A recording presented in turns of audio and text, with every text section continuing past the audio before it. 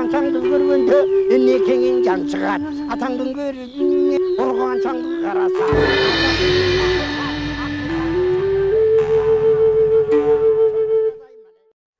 Ассаламу алейкум, урматтуу телекөрүүчүлөр. Кайрадан сиздердин назарыңыздарга башканы коюп Манастай теледолбоорубуздун кезектеги чыгарылышын тартуулайбыз. Сиздерге маалым болгондой, мына быйыл туп-туура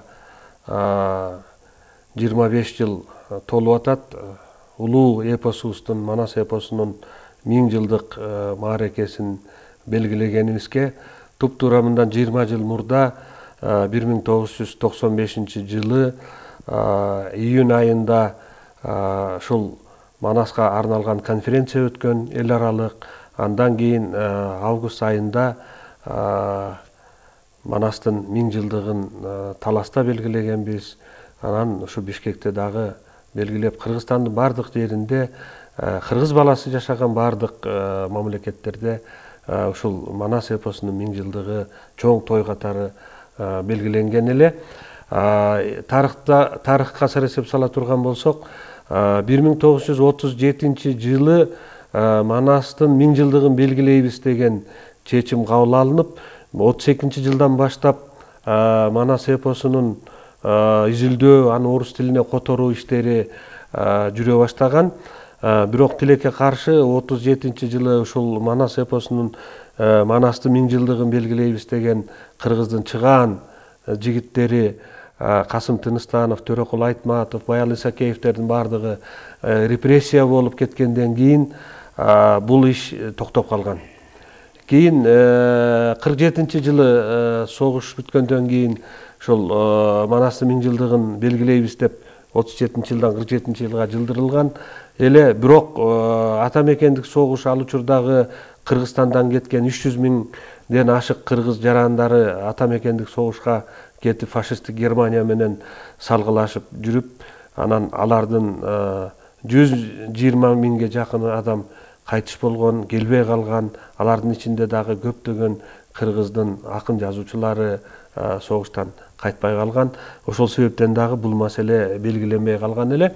Мына эгемендүүлүк алгандан кийин 90-жылдары ушул Манас эпосунун 1000 жылдыгын белгилөө атайын чечим кабыл алынып, 94-жылы оондун сессиясында бекитилип, ошо 95-жыл бул Манастын жылы, Манас эпосунун жылы катары белгиленип, дүйнөнүн көптөгөн мамлекеттерине маалымат таралып, анан ошо 95-жылы август айында 5 мамлекеттин президенти Кыргызстанга келип, анан ошо Талас жергесинде Манас эпосунун 1000 жылдыгы белгиленген эле.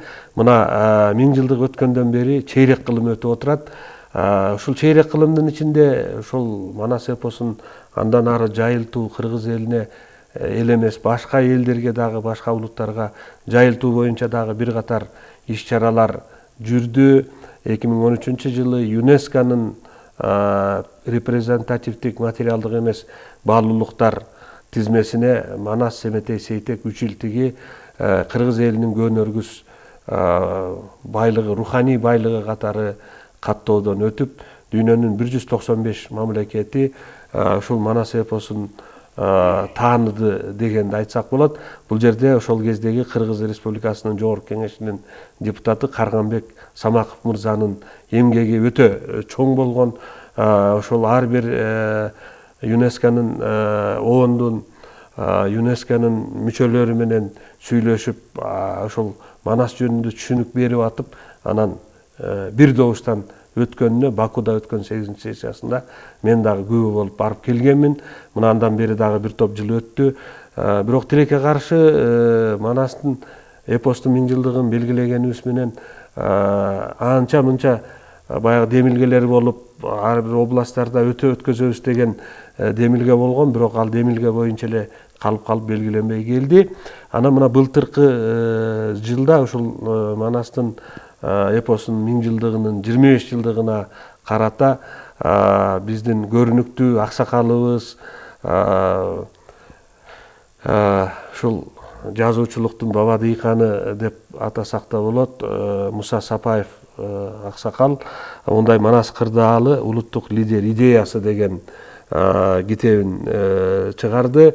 Анан ошондой эле менин дагы Айкөл Манас улуттук саясий лидерликтин туу чокусу деген мындай китебим жарык көргөн.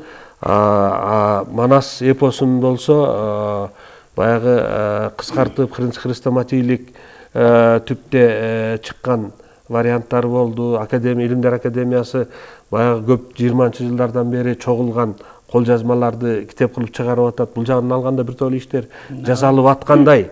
Бирок ошол эле мезгилде Манас эпосунун 1000 жылдыгынын 25 жылдыгына караганда Ош окуясынын 10 жылдыгы дегенди көбүрөөк айтып элдин оозунда кандайдыр бир негативный нерселерди кайрадан көтөрүп элдин бүүрүн кызыткан окуялардын болуп атканына күбө болуп атабыз да. Анан ушундай мезгилде бүгүн студиябызга ушул Манас эпосун белгилөөнүн 1000 жылдыгын белгилөөнүн башынан бери ошо өзүнчө көптөгөн баягы хронологиялык типте дептерлерди, калың дептерлерди жазып, анан ошонун негизинде улуттук сырттандыктын эмеси китеп жаздыңыз, идеологиясы деп туруп, андан тышкары ушул Манас темасына арналган бир топ макалаларды жазып келесиз. Анан ушул Муса акени бүгүн студияга чакырганбыз. Куш келипсиз, аке. Анан ушу 1000 жылдык мезгилинде, 1000 жылдыкты белгилөө мезгилинде кайда элеңиз, эмне жумуш кылдыңыз эле, эмне үчүн ушул хронологиясын, Манастын хронологиясын жазып калдыңыз? Алды сөздү ошондон баштасак. Ооба, мына былтыр ошол узак 30 жылдык эмгегимдин үзүрү катары 440 беттен турган Манас кырдаалы улуттук лидер идеясы деген китебимди ошол башта жазып жүргөн эмгектеримдин уюткусу катарында басмадан чыгардым. Эми Манас темасына мен кандайча кайрылып калгам? Мен мына быйыл Горбачев жарыялаган кайра куруу саясатына туп-туура 35 жыл болуп атат. 85-жылы апрелде жарыялаганда. Анан ошол апрелде жарыялагандан баштап эле мен күндөлүк жаза баштадым. Күн сайын телевидение, баягы взгляд деген болчу, өзүбүздөн башка ушундай сын макалалар жарык көрүп, ошолорду баягы тетрадка түшүрүп жазып, азыр бир 40тан ашык мындай чоң общий тетрадым бар. Анан жүрүп эле анан кийин улуттук идеология, улуттук идеяны изилдөөгө өтө баштадым да. Анан улуттук идеологияны изилдегенде эле табигый түрдө эле Манаска келет экенсиң да. Анан ушуну менен мына Манаска аралашып кеттим. Анан бүгүн бир сөздү бир уникалдуу окуядан баштасам деп атабыз да. Себеби дегенде мына бүгүн биз жанагы коронавирус деген бир апат дүйнөнүн несин эндиретип атпайбы? Бул эми Кытайдын жана Ухан деген шаарынан башталып, андан кийин бир катар жана Гонконг өтүп, Гонконгдо ошол убакта баягы тополоң болуп аткан да Кытайга каршы. Баягы вирус ал жерге Гонконгго жеткенде тополоң тынчып калды. Ал жерден Японияга өттү. Бул эми самолет менен кыдырып жүрдү да бул вирус. Анан Япониядан Испанияга барып түшөт. Анан Италияга. Анан ошол биздин Кыргызстанда болсо 22 марттан өзгөчө кырдаал деп 25 марттан өзгөчө абал жарыяланды да. Анан бул өзгөчө абал жарыяланганда бардыгыбыз тең баягы үйдө отуруп калдык да. Эшикке чыкпа, маска тагын, колуңду жуу, социалдык аралык 1,5 метрден жакын келбе деп ушундай катуу, окумуштай катуу талап коюлбадыбы? Анан бул деген өтө уникалдуу учур болот да. Себеби дегенде азыр бизде маалымат заманы, информатика. Ар бир үй бүлөдө 5-тен 6-дан телефон. Телефонун ичинде болсо жанагы социалдык тармак дегендер бар. Анан мен дароо ойго келдим дагы ушул карантин күндөрдү бир катуу көзөмөлгө алайынчы. Кыргыз элинин коомдук аң сезими кандай болду экен деп, эшикке чыкпай, ушу эртең менен саат 10-до отуруп, кээде түнкү саат 1-2 чейин отуруп аттым. 4 тармакты көзөмөлгө алдым бир убакта. Мен өзүм Facebook'та отурам, Twitter, Instagram, анан Одноклассник. Анан баягы телевизор турат, буякта радио турат. Алдыма бир 4 дептер түстүү карандаштарды коюп, анан бисмилла деп отурам. 25 марттан башталып, анан 3 апрель күнү маселем Манаска бурулса болобу. Мен ушунча таң калдым да. Бул ар бир кыйын оор учурда баягы биздин жан дүйнөбүздүн тетиккүрүнө чөгүп, кыймылдабай калган нерсе көтөрүлүп чыгат экен да. Биринчи маселе Испаниядан башталды. Ошо себеби дегенде биринчи катуу эпидемиялык абал Испанияда болду да. Себеби ошол кезде Испанияда мамлекеттин кризистик абалына байланыштуу чоң митингдер өтүп аткан, тополоң өтүп аткан. Ошол тополоңго туш келгенде ал тополоң курчу тийди дагы, абдан курч болуп, ошол Испанияда жүргөн бир айым бар экен. Бир карыган адамды карайт экен күн сайын тейлеп. Ошол анан баягы Facebook'тан чыгып, урматтуу кыргыз эли, мынеке силерге дагы ушул апаат келди. Анан кыргыздар билесиңер, биз камырабас эл болобуз, маани бербес эл болобуз. Бирдекен айтса мындай тоботпой мамиле кылабыз, андай кылбагыла. Биздин Испанияда окумуштуулардын бардыгы ушундай катуу талкуулап атат. Ушундай деген пикир бар. Азыр жер шарында 7 миллиард калк жашаса, ошонун 5 миллиарды сөзсүз муну бир катар жугузуп өткөрөт. Иммунитети күчтүүлөр чыдайт көтөрөт. Калганын баарын жок кылат да. Иммунитети начарлар эме болот. Ушул апаатта силердин Манас атабыздын руху духу колдосун деди да. Карабайсызбы? Ошо Манас атабыздын эрки ошонун нарп нускасын эсиңерге түшүргүлө. Жолдоштор деп.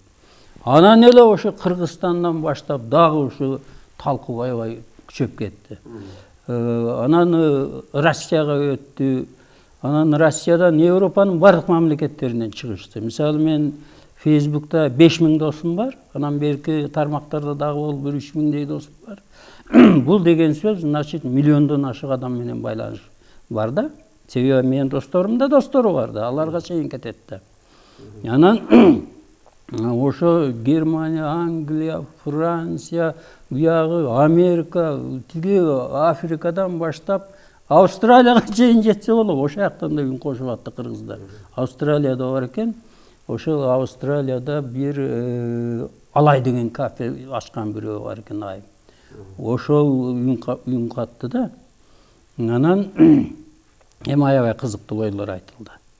Мен анын баардыгы өтө чоң тема. Бүгүнкү биздин темага байланыштуу бир анча-мынчасы эмне ойлор айтылды, айтып койсомбу дейм да. Өзү негизи ушул Манас эпосунун жанагы мен башында айтып кетпедимби? Алгач 37-жылы белгилейбиз деп, бирок белгилүү там репрессиялар, белгилүү себептер менен анан белгиленбей калган.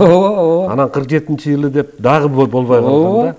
Анан муну баягы Жомарт Бөкөнбаевдер дагы кийин экинчи муундар көтөрүп ушуну белгилейбиз деп Манас киносун тартам деп аракет кылып жүрүп, анан ал киши дагы авария болуп кайтыш болуп кеткен да. Анан элде баягы ойгокуй Манас темасына жолобош керек экен, болсо эле жолосо эле кырсыкка учурайт экен деген дагы нерселер болгон да. Баягы ишенимдер болгон дегендей. Анын негизи да болгон. Анан бул негизи Манас темасын көтөрүлгөндө эле Манасты көтөргөндөр анан Манаска каршы чыккандар дагы кошо чыгат. Кошо чыгат экен дагы. Анан кийин теманы көтөргөндөрдү жаманатты кылышып, кайра эл душманы кылып койгон учурлар дагы көп эле тарыхта кездешет экен да. Бирок мына Кудайдын кулагы сүйүнсүн, мына акыркы эгемендүүлүк алгандан бери Манас жакшы эле жетип атат да. Эгер Советтер Союзунун учурунда жанагындай репрессияларга туш болгону менен жазылып калган да. 22-жылдан 26-жылга чейин 4 жыл аркасынан жүрүп, Сагынбайдын жанында жүрүп, Ибрайым Абдрахманов Манасты жазып атат да. Бул чоң эрдик да, чоң эрдик. Анан ал жөн эле жазып коюп тим болгон эмес. Ал киши жазгандан кийин аны кийин жанагы араб графикасынан латиницага өткөндө, латын тамгасына өткөндө, латын тамгасына көчүрүп кайра жазган ошончо эменин баарын. Анан кийин кириллицага көчүргөн. Бул деген чоң эмгек болгон да. Анан Саякбай Каралаевди Хусейин Карасаев көлдөн ээрчитип келген, мен ээрчитип келген, мен таап келгем деп атпайбы? Анан Саякбай жазып атат. Эми бул негизинен бул чоң баягы жеңиш десек болот да.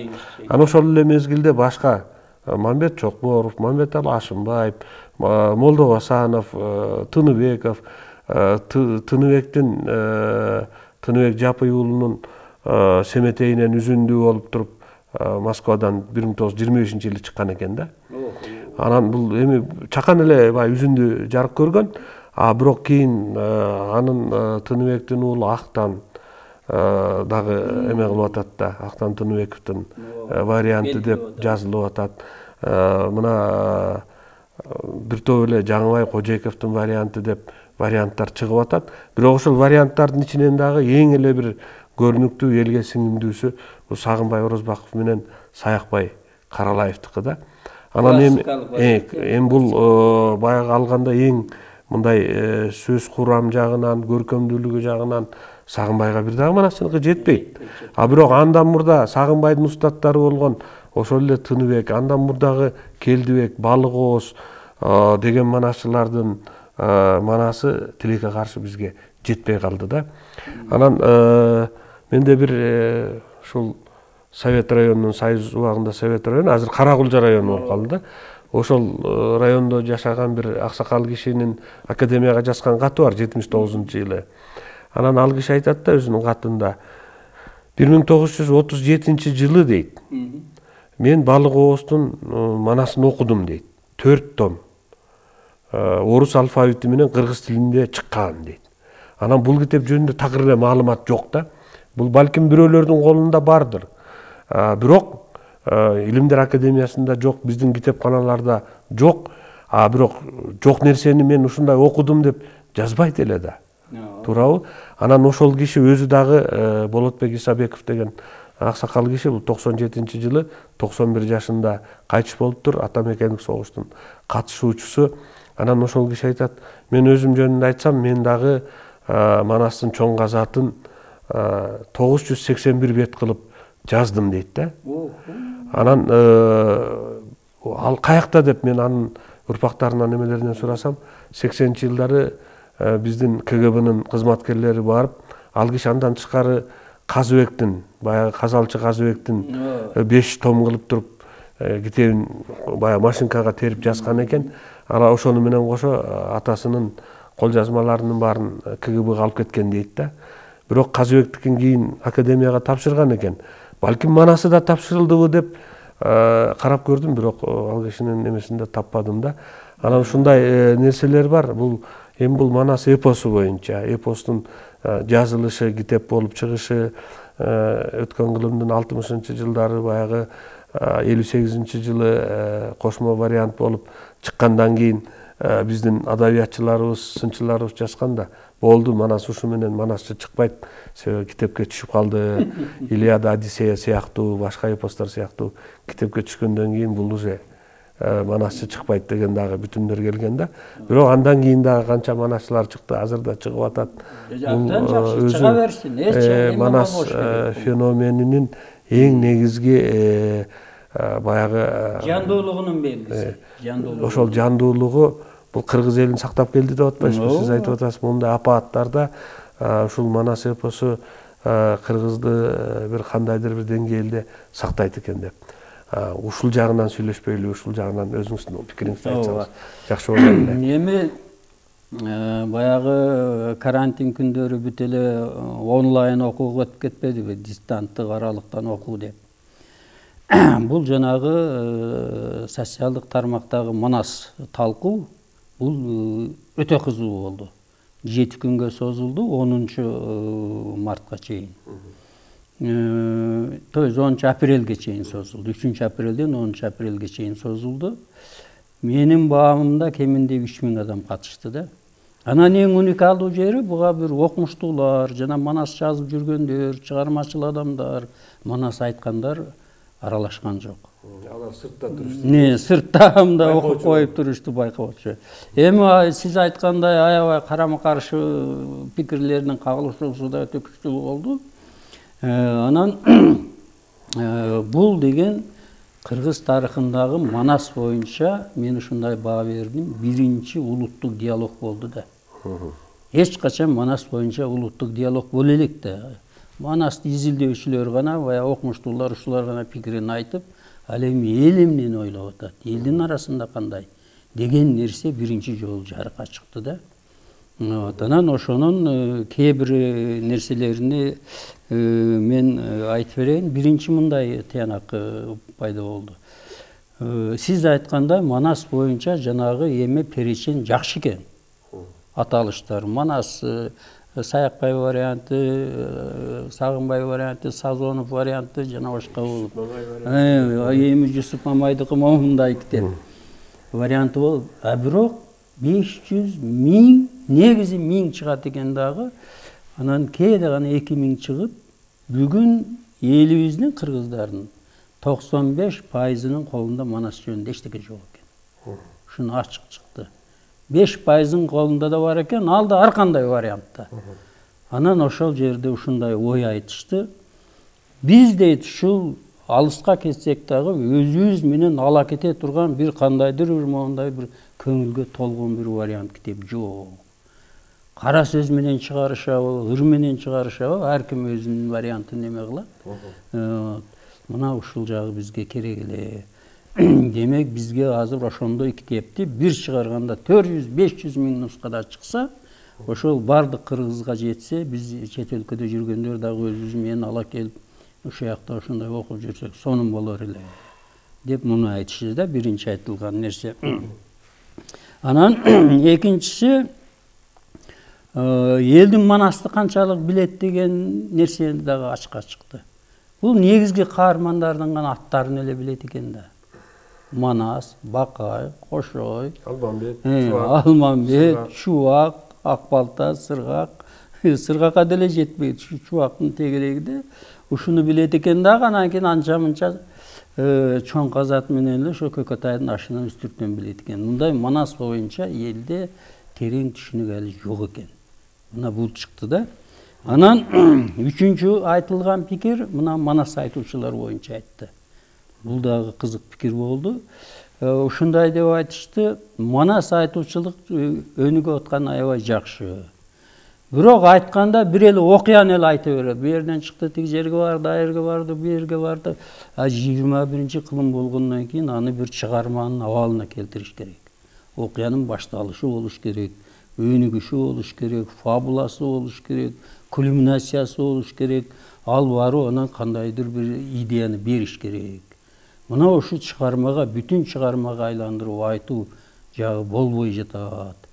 Деген баягы ошондой ойдо пикирдеги адамдар менен дагы мындай полемикага чыкса болот да. Себеби мисалы үчүн Сагынбай вариантын алсак 250 миңден ашык сап. Манас эле окуялары. Анан анын бир окуясын эле 1 саат айтып түгөтө албайсың. Анан 1 сааттын ичинде ал окуянын кульминациясы да бар, баягы бүт өнүгүүсү ушунчалык жакшы темпте айтылат. А бирок толугу менен Манасты камтуу кыйын болуп калат да. Анан ушул жагын баягы акыркы кезде биз мындай калың китептерди деле окубай, бир жука эле брошюраларды окуган заман болуп калып атпайбы? Китеп окугандар практически жок болуп атат. Өзүңүз деле мына китеп чыгарып жүрөсүз, байкайсыз. 1000 нуска чыгарсаңыз, 1000 нускаңызды 1 жыл сатасыз. Туурабы? 2 жыл деле созулуп кетет. Жарымын туугандарга бекер. Анан жарымын бекер бересиз. А бекер бергениңизди окубайт. Окубайт. А жөн эле алып барып үйүнө коюп коет. Карап барактап анан коюп коет. Анан кептин баары ушундай болуп атат. Анан биз ушул жерде мен дагы ойлонуп жүрөм. Балким бир заманбап мына ар бир үйдө 5тен телефон бар деп атпайсызбы? Ошол телефон аркылуу бир көрө турган, телефон аркылуу кызыктыра турган балдар үчүн, майда балдар үчүн биздин балдардын мындай мультфильм көрүшөт да. Анан карап отурган мультфильмдерин карасаңыз, Маша Медведь, же болбосо тиги атышкан эметишкен бирин бири өлтүргөн жестокий жанагы батыштын тарткан Голливудтун тарткан мультфильмдерин көрөт. Ал эми биздин өзүбүздө ушул индустрия жок да. Жок. Мультфильм деп бир анча мынча бирдекелерди тартымыш болуп аракет кылышат, а бирок бизде жок болуп атат. Анан эгерде мына Манаска байланышкан дагы бир 3 сериясын мен көрдүм. 5 мүнөттүк, 4 мүнөттүк кылып бир орус тилинде чыгарыптыр. Марат Ашимович Байжиевдин баягы эркин которгон, орус тилине которгон эмесинен алыптыр тексттерин, аттап ар кайсы жерин олуп чолуп эме кылыптыр. Аны дагы тез окуп, анан кейипкерлердин эмелерди жөн эле бир шылдыңдагандай эле кылып тартып койгон да. Анан бул дагы балдарга сиңбейт. Бул жерден бир кооз кылып, бир сонун кылып туруп тарткан мультфильмдер керек да. Бул биздин улуттук идеологиябыздын туу эмесине уюткусу катары коюп койсок болот эле. Анан баягы гендерди кескен каражат дегенде каражат жок болбосо көрүп турасың, мондай кылып тартсак болот эле деп турабыз. Каражат жок болгондон кийин мүмкүнчүлүк жок болуп чектелип калат экен дагы, колуңан эчтеке келбей калат экен да.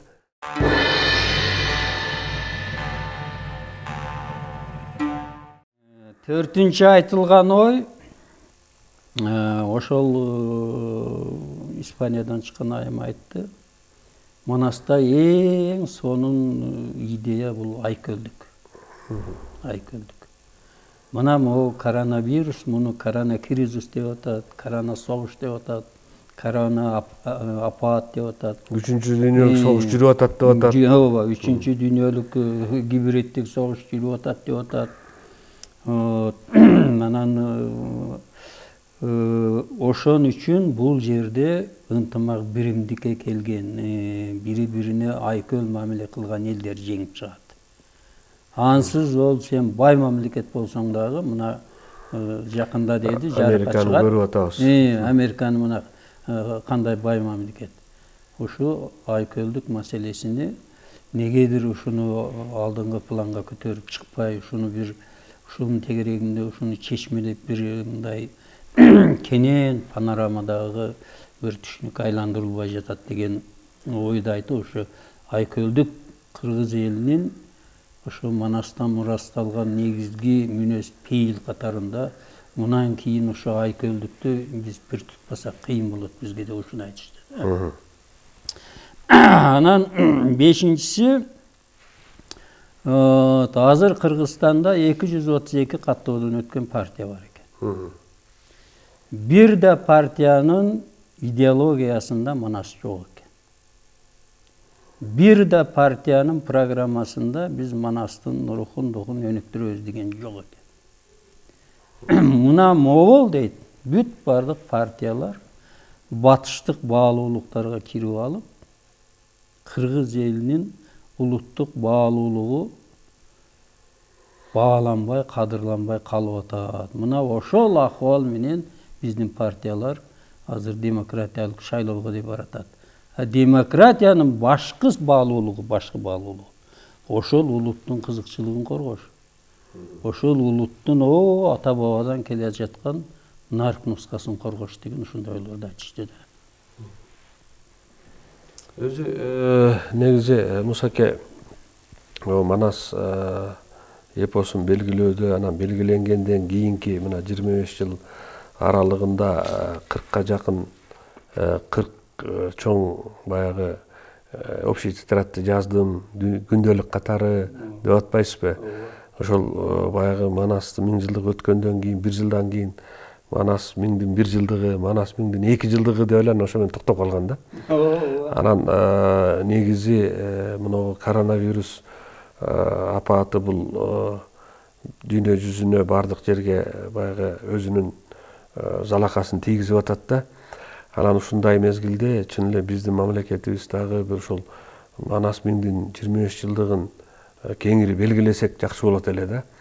Кеңири белгилеп, ошону дагы бир жолу мындай элге кеңири жеткизип, анан Манастын негизги эсиңизде болсо баягы 46-жылы Манастын Великий поход деп орус тилине Пинковский, Тарловский деген орус котормочулары которгон китепти чыгарып, анан хотя бул жерде да кызык да, бул жерде бул китепти редакциялап туура эмес болуп калган, жанагы монголдордун хонгор деген сөзүн канкор деп алып кан ичкич деп, ал хонгор деген бул аскер башчы деген. Аны орусчага кровожадный деп которуп. Анан орусчага кровожадный Манас деп которуп. Мына катаны караңыз, кайдыгы. Анан бул адамдарды өлтүрүп, адамдын канын ичкен каннибал кылып салган да. Ошондой кылган. Анан ошол нерсени оңдош керек деген чечим чыгарып, мына жерде момундай судьба Манаса после октября деген китепте ушунун баардыгын хронологиясын терип чыгышыптыр. Кандай болгон, эмне болгон, ким кол койгон, партиянын кайсыл эмес эмне болгон, анан кандай болуп репрессия болгон, ошолордун баардыгын бул жерде жазып чыгыптыр. Анан ушу Манас миңди, момундай Манас миң деп англис тилине которулган кыскача сборник. Анан ушул жерден мындай алганда биздин Манас эпосун орус тилине которуп, аны сталиндик сыйлыкка көрсөтүп 46-жылы. Анан карап отурса эле, ой, Кыргызстан кичинекей эл болсо, анан кийин тети улуу Кытайга барып, анан аларга барып алып туруп, алардын элин кырып жөн жаткан элди. Ошондой болуп калган да. Себеби ал жерде чоң казаттын эле окуялары тартылып калган да. Ага чейинки окуялар, ал ошол кара Кытайлардын келип Кыргызды эскенин, эмелердин баарын алып салып эле ошол чоң казат окуялар болуп калган. Анан бул оказывается берде душмандардын атайын киргизген идеологиясы бар экен. Пан-исламистик, пан-түркистик идеология деп. Анан ошондо 52-жылы жанагы конференция өтүп атат да. Анда дагы бир топ кишилерди жанагы Ташынбайжиев, Бектенов ошол Манас секторунда иштеген адамдарды, китепти даярдаган адамдардын көбү кайра экинчи толкун менен репрессияга туш болуп атат да. Анан өзүңүз билесиз, муногу 5-6 жыл мурда дагы бир толкун кылышып, Манаска каршы деп, Манасты изилдеген адамдардын баарын булар Манастын Кыргыздын душмандары деп дагы китеп чыгарышып эме кылды деп, алардын баары арабызда эле жүрөт. Эми аман болушсун. Бирок бул дагы фальсификаторлор деп китеп чыгарып эме кылышты да. Анан булар дагы мындай алганда кыргызбыз деп паспортуна жастырып алган баягы Кыргыздын байыркы душмандарынын урпактары да. Эми алар деле аман болсун, биздин мекендештерибиз, замандаштарыбыз. Бирок баягы ак ийилет сынбайт дегендей, мезгил өзү тараса, мезгил өзү көрсөтөт. Ал эми мына чейрем кылым өттү. Убакыт мезгил аткан жебенин огундай токтобой кете берет экен да, зымырап. Мына 25 жыл болуптур. 25 жылдын ичинде биз кандай ийгиликтерге жеттик, кандай кемчиликтерге туушар болдук. Ошолордун эң эле ириси мына акыркы коронавирус болуп атат да. Бул боюнча дагы Дастан Исламович менен коронавирус апааты жана Кыргыз дөөлөтү деп китеп чыгардык. Чынында бул кыргыздардын байыркы эл экендигин, кыргыздын баягы үрп адаты, салты, макал лакаптарында кыргыздын акылмандыгы, улуулугу жаткандыгы тууралуу башка улуттун өкүлдөрү жазган китептердин негизинде ошол эле орус академиги Киселевдун, Окладниковдордун, Абрамзондун, Бартальттын, Бернштамдын эмгектеринин негизинде Чайковский деген окумуштуулардын совет мезгилиндеги окумуштуулардын эмгектерин пайдаландык да. Ошондой эле ал жерде дагы бир катар сүрөттөр киргизилди.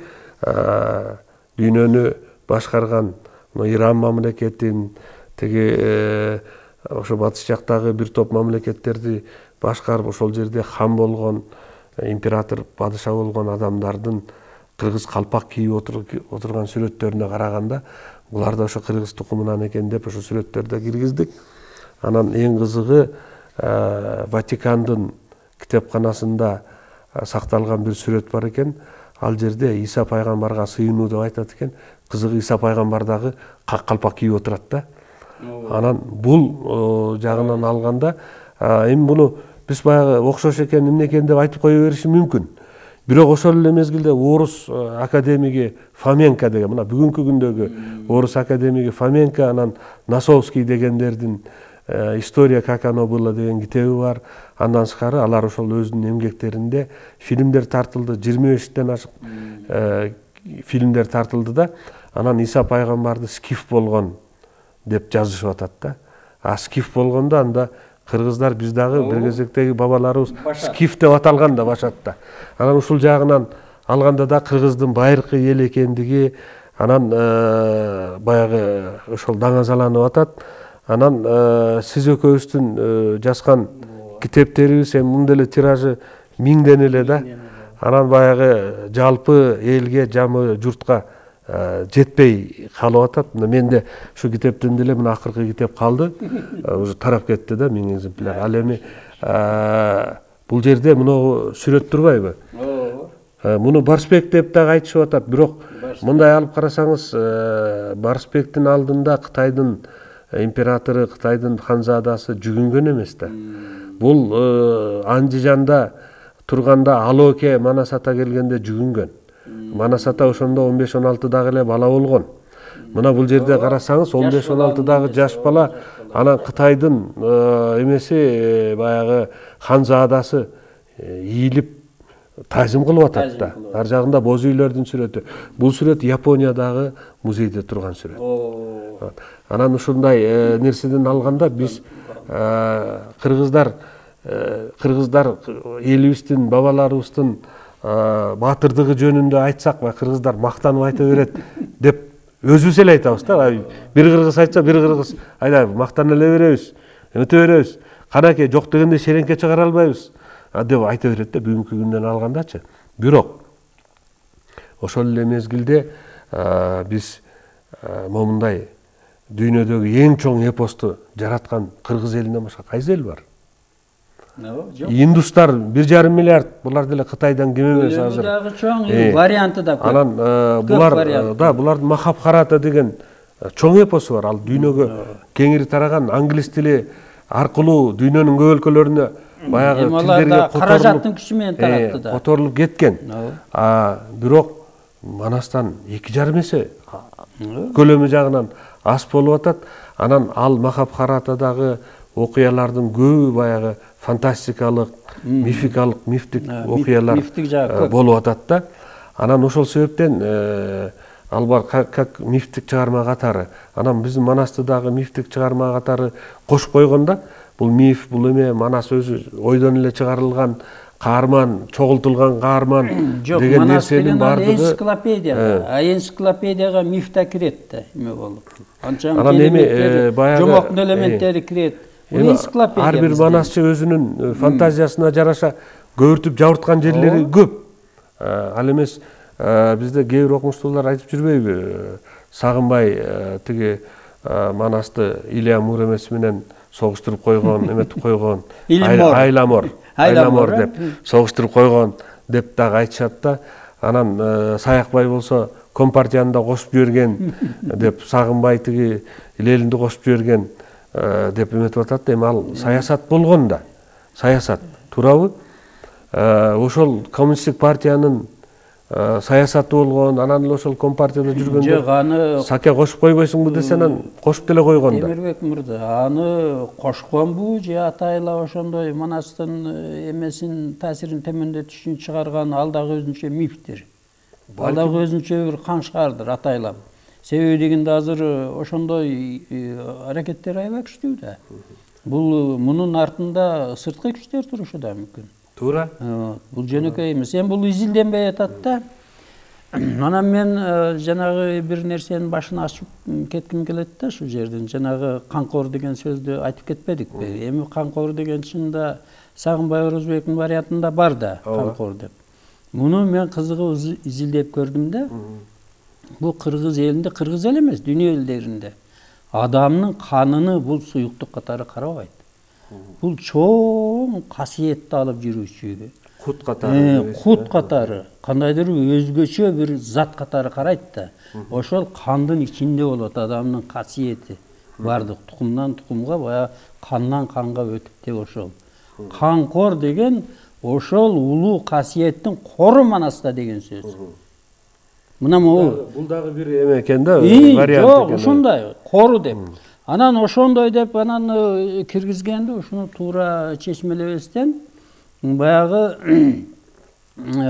айрыкча котормодо ошону түшүндүрмөнү терең берип туруп анан кийин аны сөзмө сөз которбостон маанилик жагынан которуш керек болчу да. Анан ошондо негизи кыргыз тилин байыркы тил катары тилчилер, синологдор баягы айтып жүрүшөт да. Анан бир эле сөздүн бир нече мааниси бар. Мисалы үчүн жөн эле жан деген сөздү алсак, бул адамдын жаны, жандыр дейт. Жанагы светти шеленкени чагып, свечканы күйгүз жандыр деген сыяктуу да.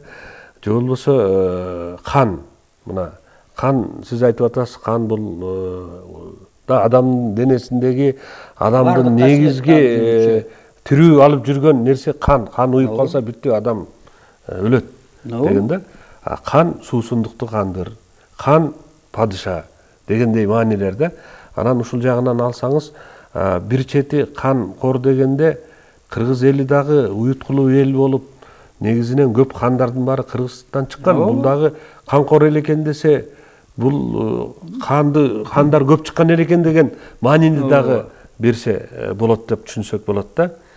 Анан ушул жагынан алганда мындай Манасты биз 25 жылдан бери өнүктүрүп айтып келатабыз, манасчыларыбыз чыгып атат. Кудайга шүгүр.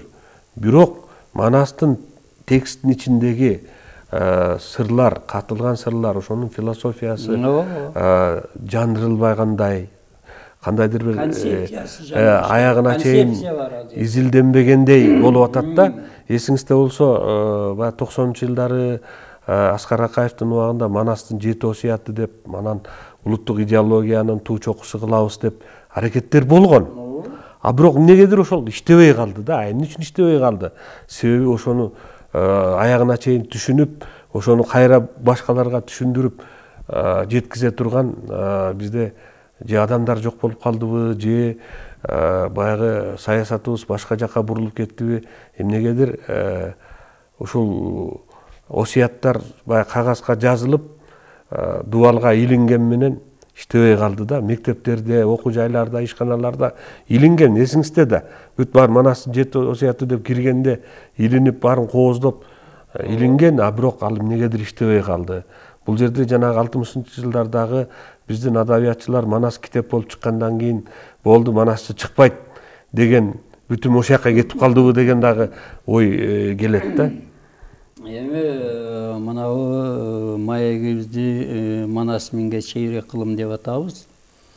Ошол Манас миңди өткөрүү идеясы кандай пайда болгон? Ушул мааракени өткөрүү кимдин демилгеси деген нерсе ушул күнгө чейин чоң талаш талкуу чыгарып жүрүшөт да. Кээ бирөө Акаев дейт, кээ бирөө жок Майрам Акаева дейт, кээ бирөө дагы башка бир топ адамдарды айтышат. Мына ушул боюнча мен изилдеп көрдүңүз. Изилдеп жанагы эмемде күндөлүктөрүмдү карап отуруп таптым да жазган экенмин. Бул мындай болгон экен. Баягы СССРда кайра куруу жарыяланбайбы? Кайра куруу жарыялангандан кийин биринчи жөн эле биз социализмди реформалайбыз, модернизация кылабыз, жаңы нукка салабыз деп келген да. Анан кийин бул биз социализмден баягы 70 жылга чейин жамандап жүргөнбүз да капитализмди. Бул эзүүчү таптын системасы. Бул аз гана бир топтун кызыкчылыгыны көздөгөн, ошолордун кызыкчылыгына иштеген, ал эми карапайым калкты, айрыкча баягы материалдык байлыкты түзгөн эмгекчини анын кадырлабаган, анын кадырына жетпеген ушундай система деп сындап келгенбиз да. Анан ошол системага өтүү айыкын ачык боло баштагандан кийин аны мыйзамдаштырыш керек. Аны жөн эле өтөбүз деп өтө албайсың да. Ошол социализм менен капитализмдин айырмасы бул мүлккө байланышкан да. Бул мүлк маселеси. Социализмде жалпы элдик мүлк, бардык мамлекеттеги байлык элдин орток байлыгы болуп эсептелет. Ал эми адамдар жеке байлык күтүүгө чектөө салып коет. Мисалы, айылда кыргыздар 35 кой, 1 жылкы 2 үйдөн ашып кете албайсың деген. Андан көбөйүп кетсе этке тапшыртырган мамлекетке. Акчасын төлөп берген. Ал эми капиталисттик системада жеке менчик. Каалашыңча жеке менчик өтөсүң. Мына ошол закон СССРде менчик жөнүндө Советтик социалисттик республикалар союзунун закону деп туруп кабыл алынат экен. Бул баягы социализмден капитализмге өткөрүүнүн закону да, мындай закондук негизи. Анан ошонун 8-статьясынын 1-пунктунда бул кыргыз тилине которулуп 1989 жылдын 19-ноябрында Советтик Кыргызстан гезитинде жарык көрөт. Анын ошондо мындай деп жазылат. Граждандардын менчиги алардын өзүмдүк байлыгы болуп саналат. Жана алар өздөрүнүн ар түрдүү материалдык жана руханий керектөөлөрүн канааттандыруу же өз алдынча чарба ишин жүргүзүү үчүн аны өздөрү каалагандай пайдаланышат деп жазат да. Анан ушул бул абдан көлөмдүү чоң закон. Анан бул талкуу болгон. Демек орток мүлктү элге кандайча бөлөбүз? Ошону мен күндөлүгүмө жана радио телевидениеден алып жазган экенмин да. Анан ошондо биздин Кыргызстанда эми бул боюнча бардык республикаларда арким сөз болгон. Кыргызстанда ушундай деген эми болуптур да. Муну Манастын айкөлдүгүнүн негизинде бөлүшүбүз керек. Муну айкөлдүк кылып туруп, калыс бөлбөсөк, бул туура эмес жагына кетип калат. Деп туруп, ошол эмеден биринчи жолу айкөлдүктүн эмесини чечмелөөсүнү айтышкан экен да. Мен ушуну жазып коюпмун да. Окуп берейинби? Окусаңыз жана кызык экен. Мына Манастын башка адамдык касиети айкөлдүк. Жеке менчик аркылуу өнүгүп өсүүнүн негизи катарында айкөлдүктү алышыбыз керек. Деп орусчасы Манас великодушный, же болбосо кыргызчасы айкөл Манас мындай дептир. Айкөлдү 5 эмесин. Биринчиси таза ниеттүүлүк дейт. Ата мекенин кызыкчылыгын жеке кызыкчылыктан жогору койгон улуттук баалуулуктарды эне тилде тарыхты кастардаган ыймандуулук. Биринчиси. Экинчиси даанышмандык. Капиталисттик системаны, адамды, заманды, ааламды түшүнүп, туура чындыкты кабыл алып жашоону өздөштүрүү. Үчүнчүсү мээримдүүлүк. Өз ара сүйүүгө бөлөнгөн боорукер жылуу мамиле, адамгерчилик, адептүү жүрүш туруш, маданияттуу көрүнүш, сылык сыпат, тартиптүүлүк. Төртүнчүсү мекенчилдик. Эли журт ата мекен алдында ак кызмат өтөп, даана салым кошуу. Бешинчиси эли журт жана ата мекен алдындагы жогорку жоопкерчилик. Мына ушу бешөө биригип айкөлдүктү түзөт. Биз баягы капиталисттик системага өтүүдө бири-бирибизге айкөлдүк кылышыбыз керек деген экен да.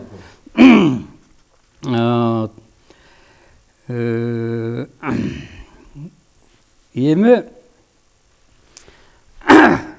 эгемендүүлүккө келебиз. Мындай болду да, 1990 жылдын 27 октябрында ошол кезде легендарный парламент 350 депутаттан турган.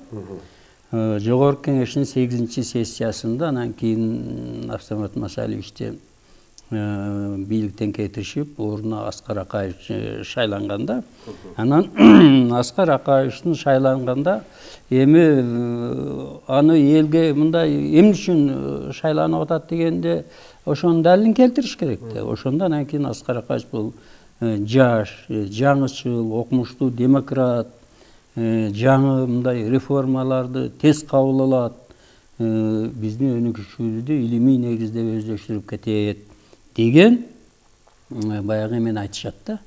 чечим бүтүнү айтып чыгарса. Бүтүмдү чыгарып Аскар Акаевге ошондой мүнөздөмөнү беришет.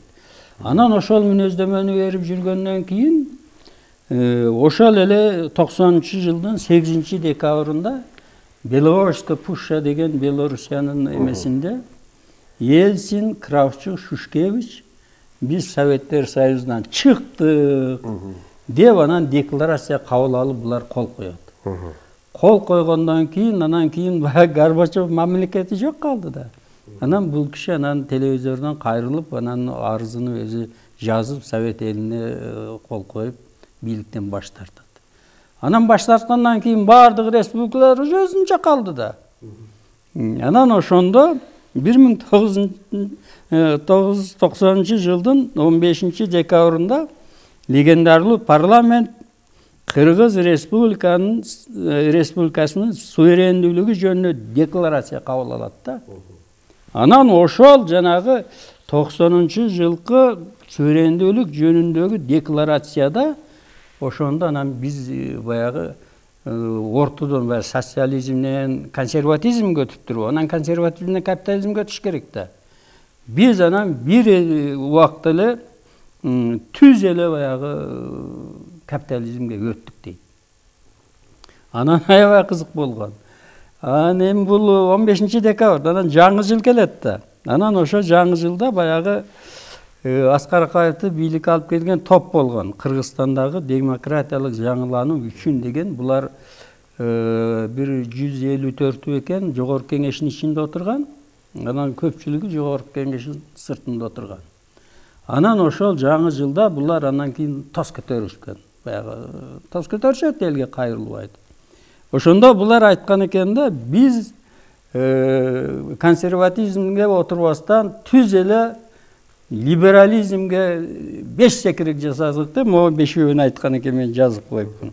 Биринчиден социализмден капитализмге өтүппүз биз дароо эле. Экинчиден коомдук, элдик орток менчиктен жеке менчикке өтүппүз. Үчүнчү командалык буйруп башкаруудан демократиялык башкарууга өтүппүз. Төртүнчү пландуу экономикадан рынок экономикасына өтүппүз, базар экономикасына. Бешинчи марксизм, ленинизм идеологиясынан либерализм идеологиясына өтүппүз да. Мына ошол 5 секиректи жасаган экенбиз да. 5 кадамды. 5 кадамды, чечкиндүү кадам жасаган экенбиз. Өзү негизи Мусаке, бул сиз баягы ар бир газетадагы, радионордогу айтылган нерселердин негизги өзөктөрүн жазып түшүрүп турганда, күндөлүк кылып жазып жүргөн турбайсыз. Числолордон бери коюп. Анан өзү негизи жанагы Манас эпосунун 1000-жылдыгынын белгилөөнүн демилгечиси катары Аскар Акаев же тиги Майрам Акаева деп атпайсызбы? Мен жана башында айтпадымбы? 37-жылы эле тетиги Акаев еще жарык дүйнөгө келелекте эле белгилейбиз деп баягы демилгелер көтөрүлгөн да. Анан ошол демилгелер улам кайрадан көтөрүлүп турган. Анан мына акыры ошол 95-жылы Манастын 1000-жылдыгы белгиленип, көптөгөн жазуучулар, саясий ишмерлер, акындар, бул президенттер, 5 мамлекеттин президенти келди деп атпайбызбы? Анан талас жергесинде болуп, ошол Манас Ордодо бүгүн дагы ошолордун тиккен бактары, карагайлар турат. Себеби мына ошол Азербайжандын президенти Гейдар Алиевдин тиккен багы, Сулейман Демирелдин тиккен багы деп көргөндө чыны менен биз мындай бир чети толкунданып, экинчи чети ошол Манастын 1000-жылдыгына чоң маани берилгендигинин, эл аралык деңгээлде чоң маани берилгендиги, бул оондун атайын чечими менен кабыл алып белгиленгендиги мындай көрүнөт да. Анан эми Мусаке, бул 1 сааттын ичинде бул Манастын 1000-жылдыгы боюнча сөздү кылып, ошону аягына чейин чыгарып өтө эле баягы убакыт жетишпейт экен. Эпикалык маселе. Муну дагы ошол сандан санга дегендей улантып сүйлөшөбүз го деп ойлойм. Анан бүгүнкү 1 саатыбыз ушуну менен өтүп кетти.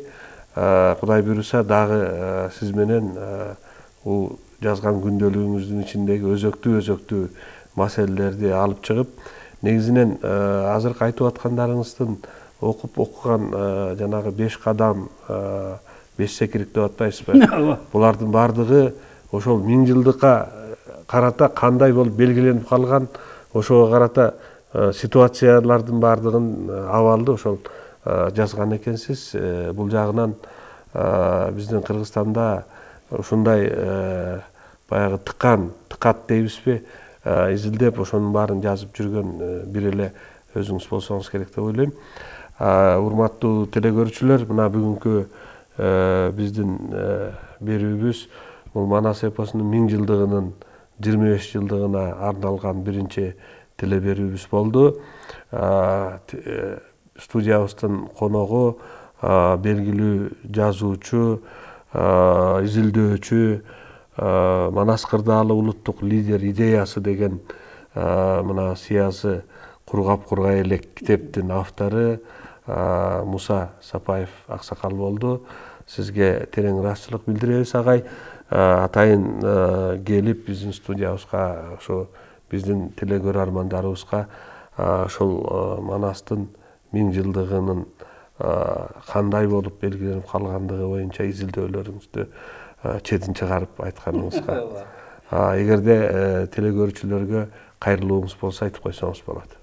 Эми телекөрүүчүлөргө кайрылып айтаарым эле, мына бүгүнкү ойдун борбору эле ошол Манас атабыздан мурасталган айкөлдүк.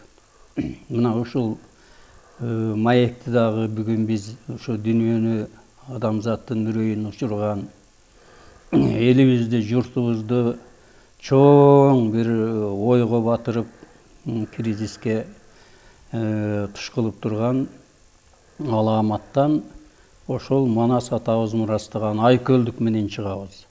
Ушул айкөлдүк маселесине, ушул бири-бирибизге кайрымдуулук, достук, боорукердик, өзүмчүлдүктөн арылып, элчилдикке, журтчулдукка маани берип, бири-бирибизди колдоп, алдыга тартып, туура жетелеп, ушул апааттан чыгып кетели.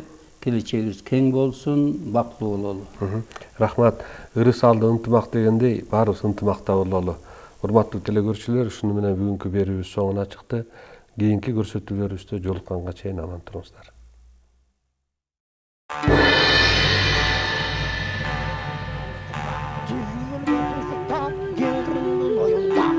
Deniz boyunda orgu çan çıkar. Orguan çandı görgünde ne kengin can çıkar.